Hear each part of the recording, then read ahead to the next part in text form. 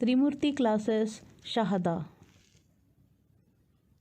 Class 10 Science and Technology Part 1 Chapter 2 Periodic Classification of Elements.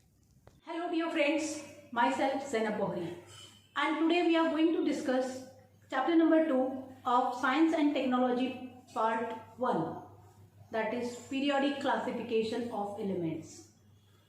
Dear friends, before starting to the chapter, let us discuss some basic facts about the elements or the basic facts related to this main content. Here, a point is given in the text in the beginning of your lesson, that is called Can You Recall? So in Can You Recall, they have put forth some questions before you. That what are the different types of matters? So dear friends, can you tell me what are the different types of matters? Yes, you are right. There are mainly two types of matters. One, pure substances, and the second, impure substances. Here further, pure substances are classified in the two sections.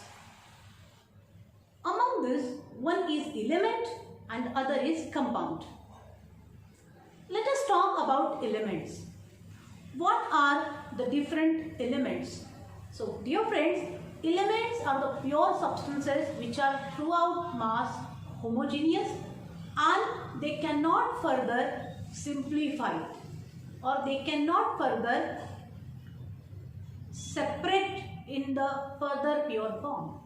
For example, if you will take a compound water and you will electrolytically dissociate water, you will get the two elements out of which water is formed, that is hydrogen and oxygen. If further you want to simplify the oxygen, you will not be able to simplify it. Means element means what? So elements are the pure, very simplest form of matters present in the whole universe. Now the question second is given to you. What are the different types of elements? To dear friends, elements are classified from the very ancient era. Mainly, in the beginning, elements classified in the two categories, metals and non-metals, based on their properties. Metals have a particular set of properties, like they are shiny, they are hard, they have the very strong tensile strength, they are malleable, they are ductile, they are good conductor of electricity and heat, they have ability to produce a particular ringing sound, that is sonority is the important characteristic of metal. Opposite to this, non-metals do not possess most of this characteristic. Means they are soft, they can be in the solid, liquid or gaseous state. They do not have shine, means they do not have luster. They do not have malleability, they cannot make in the sheets. They are soft.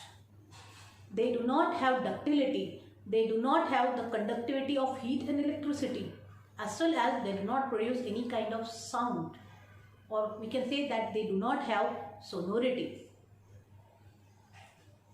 Further, as element got discovered, few elements found in the nature in such a way that they have the properties of metals and properties of non-metals.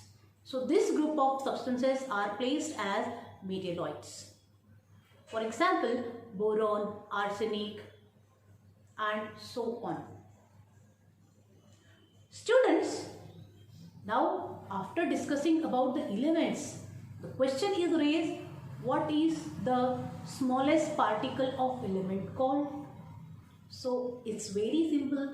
Smallest particle of elements are nothing but atoms. Means we can say that elements are composed of the tiny particles called as atoms. What, right? Now, if you will here observe the molecules of the compounds and molecules of elements, then you will be able to notice the difference? Molecules of elements are made of the same kind of atoms, while molecules of compounds are made up of combination of elements. Means, let us take some examples. Molecule of hydrogen, that is H2, is consisting of hydrogen atoms, 2 hydrogen atoms, while molecule of water is consisting of H2O, that is 1 oxygen and 2 hydrogens. Molecule of sulfur may be of 8 atoms of sulfur. Here, if suppose you will consider molecule of sulfuric acid, that is H2SO4, it is consisting of 3 types of elements: hydrogen, sulfur and oxygen.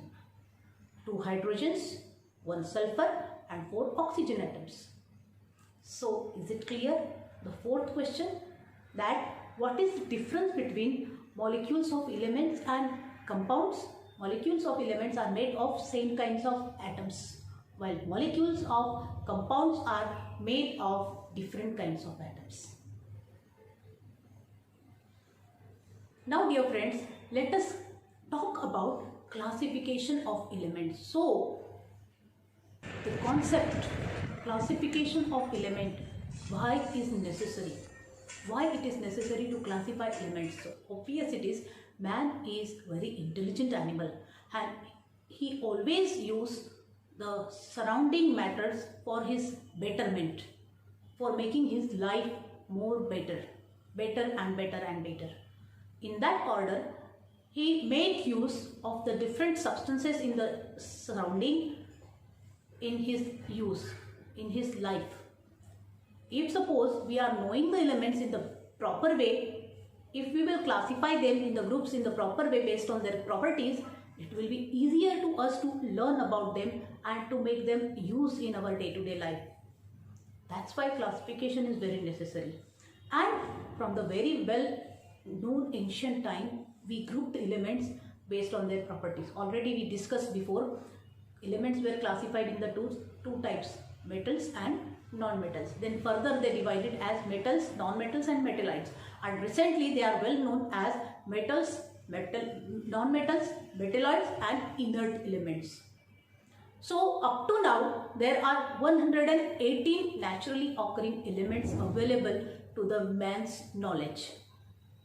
When the classification began in the ancient era, the 30 elements were known for men. These 30 elements were grouped in the different pattern, in the different way by the different scientists. In this lesson, we are going to discuss 4 important methods of classification of elements, right from the ancient era to the modern era. So in the next class, we will discuss the first method of classification given in our textbook, that is Debye-Reiners triad. So basic discussion what we had today, please go through it and learn from the textbook. The questions from can you recall. We will meet in the next meeting. Till then, goodbye.